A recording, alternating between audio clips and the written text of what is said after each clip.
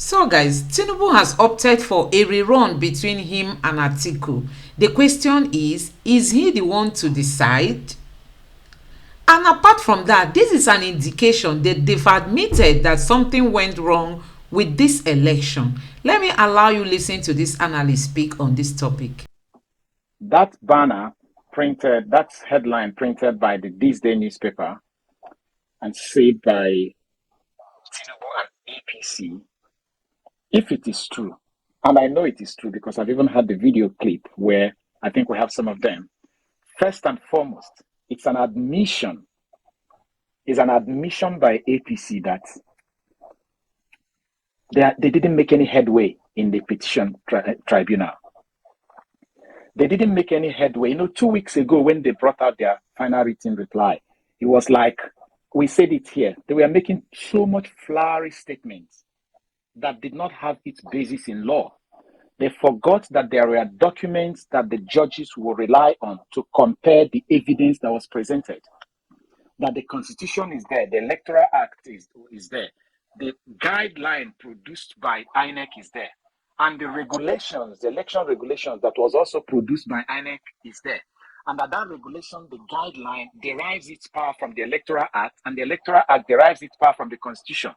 And that when the judges will be looking at the evidence that was presented in court, they will look at those evidence and juxtapose those evidence on these documents, meaning the Constitution, the Electoral Act, the guideline, and the regulation. And when the Labour Party returned their own final address, it was obvious. They blew them out. They completely obliterated all those flowery essays of APC. And so for them to begin to, permit me to borrow this word, beg, for them to begin to beg now for a rerun, because that is what they're doing.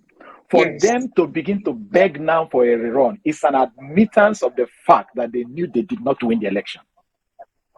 Yeah. They are now saying, okay, let's go do it again. All this one, they are saying it will be between them and any other party they're choosing. They're just making a statement. Let it just be that they said something. If you allow them, what they would have said, or what they wanted to say, or what they're saying in disguise is this: we know we messed up. We know we didn't win this election. Can we get an opportunity to try again? Yeah. So I hope that this video, and maybe we'll give it a title, APC begging for a rerun. Having known that they lost this election, they are begging for a rerun. That's number one. Number two is that for them to say any rerun, meaning that they know that there is a possibility. In fact, we've concluded they are begging for it. Should be between Atiku and I. Under what condition? There are two conditions. There is what is called a runoff. In fact, our constitution do not have what is called a runoff to start with. Our constitution has what is called second election and third election.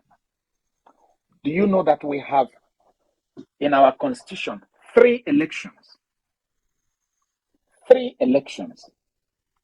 The first one, you must meet the conditions, which means you must win the most popular vote, meaning you have to be your tally must be higher than every other party. For someone who is maybe 2 or 3 candidates, you must win the majority of the votes cast. You must win 25% of the votes cast in 24 states of Nigeria. And as we have rightly said here, you must also win 25% in Abuja. If you do not meet these conditions in a situation where we have more than 3 candidates in the election, the Constitution provides that you will go for the second election. So even the word rerun is not in our Constitution. So the Constitution provides that you will go for a second election. And in that second election, there is a criteria for selecting. The Constitution specifically mentioned, it says, the way the people who will participate will be selected. Meaning, it's not just an automatic thing. And how will the person be selected? Number one, the person who won the majority of the vote is on automatic, has qualified automatically. Then the second person that will run with the person, according to the law, is that the person has to win the greater percentage of votes cast in the states. Well, let's pause here and go back a bit. Are they now asking for a run because they believe that 25% of Abuja is a mandatory? Are you watching it now? Because it means that they are now tacitly agreeing that this Abuja thing is a reality. Okay. So there may be two things here. If they agree that INEC did not abide by the Electoral Act, then it is a cancellation of the election. If the election is cancelled, then they can't even say it is us and another party. It means all the parties will go back to the field because it is a cancellation, which means I can deduce in this place that they still believe that the court will determine that they are the majority winner, meaning the court will approve what INEC has done. You know, we are doing it in a process of elimination by their statement. If they believe that the court will approve what INEC has done. However, the only condition why they will not remain is the issue of Abuja. So, like the way they say it in court, it means I can put it to them now that they have admitted that Abuja 25% is a reality. Because it is only Abuja situation that will require only two candidates to go back to the second election. If election is summarily cancelled by the court for gross violation of the law by INEC, every party will be going back because all the parties were affected. It means that all the votes garnered by each party will become a wasted vote. Does that make sense? Yes. So the two things we're going to pick here is that APC is now finally admitting that 25% of Abuja is a reality. They have sat down in their offices and in their chambers and they realize that, look, this hammer is coming. That's number one. Number two is that there is only one party they are afraid of in this country. They don't want to face anywhere. That party is Labour Party. That's why they are jittery when Labour Party is mentioned. Please, we don't want to face these people again. The hurricane called Labour Party, we can't stand it. Oh my goodness. Oh my God. I'm enjoying this thing. But you see it? But even at that, they miss the law. There is this video. I don't know if we have that video where Festus Okoye was talking. Do we have that video? Yes, we do. Can you play that video, please? In the Federal Republic of Nigeria. Now, because of the limited time allowed the commission by the law, in case a candidate does not emerge on the first ballot, the commission prints ballots for runoff election when we are printing ballots for the main election.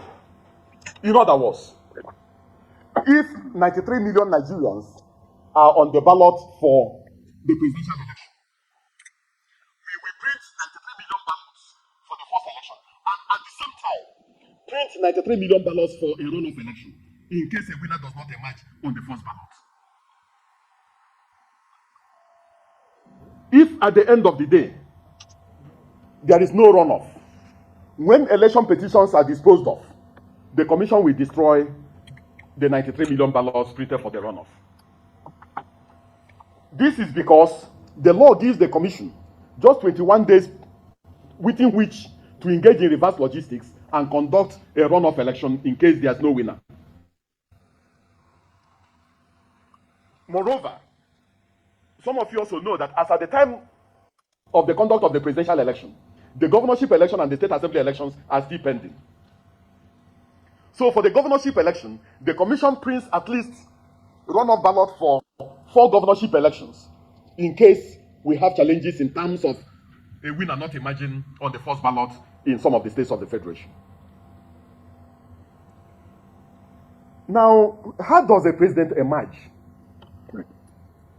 And what are the conditions that will necessitate a second election? Because the Constitution calls it a second election. The Constitution doesn't call it a runoff. Good. Section 134, subsection 2, of the Constitution of the Federal Republic of Nigeria, which is the fundamental law of the land, makes it mandatory that before anyone can be deemed to have been elected as the president of the Federal Republic of Nigeria, that candidate must secure the highest number of votes cast at the election. The candidate must secure the highest number of votes cast at the election and must also secure a quarter of the votes cast in 2/3 of all the states of the Federation and the Federal Capital Territory. That is mandatory.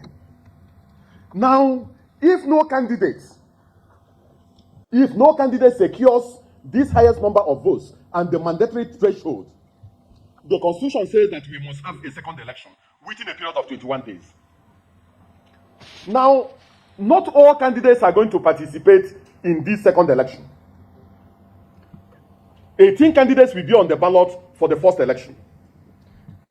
If no candidate emerges on the first ballot, only 2 candidates are going to be on the second ballot, or only 2 candidates are going to contest the second election. Now, who are those candidates that will be on the ballot for the second election? The Constitution has made it very clear that 2 candidates that will be on the ballot are: one amongst the candidates who scored the highest number of votes at the election. The one that scored the highest number of votes at the election. The second candidate that will be on the ballot will be one amongst the remaining candidates who has a majority of the votes in the highest number of states.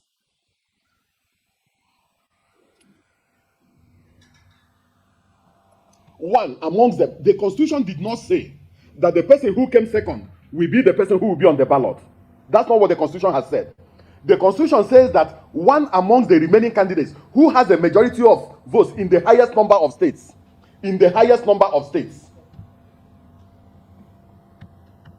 will be the second candidate. So you may have a situation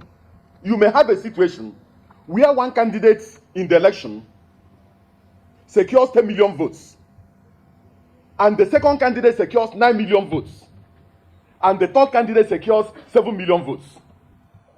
But that third candidate secures. So guys, assuming that INEC insists that Tinubu had the highest number of votes and a rerun is ordered, the person who is going to run against Tinubu is going to be Peter Obi and not Tinubu, because Peter Obi has majority of votes in more states more than Atiku.